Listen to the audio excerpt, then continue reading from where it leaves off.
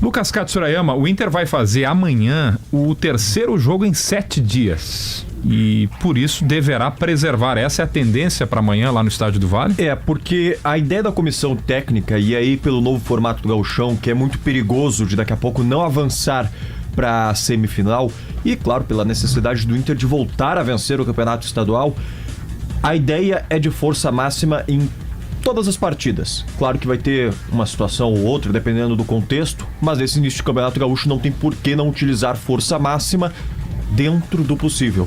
E aí digo isso porque alguns jogadores devem ser preservados. Fiz uma lista aqui com os jogadores que tem mais minutos em campo, considerando apenas as partidas do Gauchão, esquecendo aquele amistoso contra o México. Vamos lá. O Aguirre, lateral, é o único jogador de linha que atuou todos os minutos, porque ele começa como titular na lateral esquerda contra o Guarani, aí depois ele volta para sua posição de origem com a lesão do Bruno Gomes, está sendo lateral lateral direito titular. Outros jogadores, o Borré, Alan Patrick, Vitão, Wesley e Thiago Maia. Esses jogadores têm uma alta minutagem, não todos os minutos como o Aguirre, que era o exemplo, mas são jogadores que, dependendo da situação, podem sim ser preservados. E aí vai uma questão de ter substitutos. Vamos pegar o Aguirre. Tecnicamente tem, só que é o Natan, que há pouco tempo estava fora dos planos. Certo. Só voltou a ser olhado pela comissão técnica por conta da questão do Bruno Gomes. Agora, quem tem um substituto que pode aparecer é o Borré, por exemplo. O Valência está treinando com bola. Volta para a quarta, tendência. Tendência que volte, talvez não como titular, talvez o Borré inicie a partida por essa questão física do Valência, porque não tem ainda a melhor, não atuou ainda em 2025. Assim como outros casos. Vamos lá. O Alan Patrick. Substitutos é o Bruno Tabata, que ainda está se recuperando. O Gabriel Carvalho quebrou o pé. Iago Noal tem 6 minutos em campo em 2025. É outro jogador que deve seguir na equipe, já que não tem um substituto nesse momento. Agora, casos de Fernando, que tem pouca minutagem, mas tem uma questão física um pouco mais complicada pela idade, ele pode ser preservado. Thiago Maia tem um substituto que é o Bruno Henrique.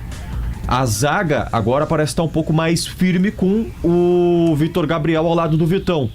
Só que tem algumas outras questões que a gente pode trazer aqui. Por exemplo, o lado de campo, o técnico Roger Machado tem opções. Tem o Vitinho, tem o Carboneiro que deve fazer a sua estreia. Então tem algumas dúvidas nesse time que deve ir a campo, mas a gente consegue entender quais posições tem substitutos e quais não tem.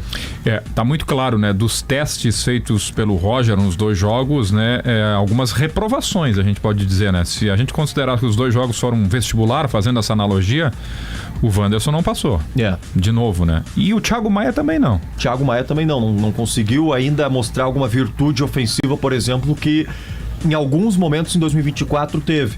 E aí tem o Bruno Henrique, que é um substituto que tem a sua carreira, a sua bagagem para ter um cartaz para substituir ele. É uma possibilidade bem forte, é um dos jogadores com mais minutos, como eu citei aqui nessa lista inicial. É uma possibilidade. Possível Inter, Debona, eu vou colocar essas dúvidas aí a partir do que eu disse de ter substitutos ou não.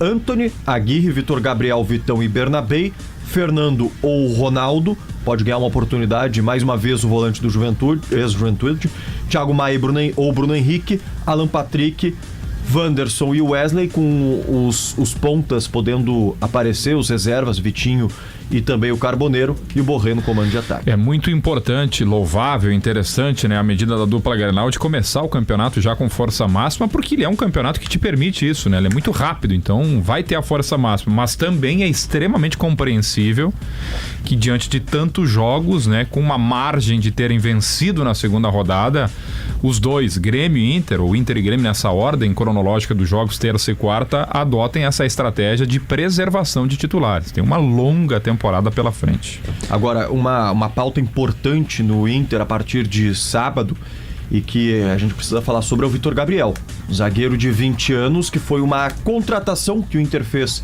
porque foi a prorrogação de um empréstimo de um jovem zagueiro que é uma aposta, mas que consegue ganhar oportunidade e talvez manter essa sequência de titular a partir das boas atuações e de principalmente os elogios do técnico Roger Machado, dizendo que é um jogador que repete o que é trabalhado nos treinos, que é muito sério, e as qualidades, principalmente a bola aérea. Então, a urgência do Inter de contratar um zagueiro titular, ela segue. Porque é um jovem zagueiro, ainda vai oscilar, o Inter entende isso, mas pelo menos alivia um pouco. Talvez o Inter possa olhar com mais atenção a necessidade de contratar um lateral direito, enquanto o Vitor Gabriel vai dando conta do recado.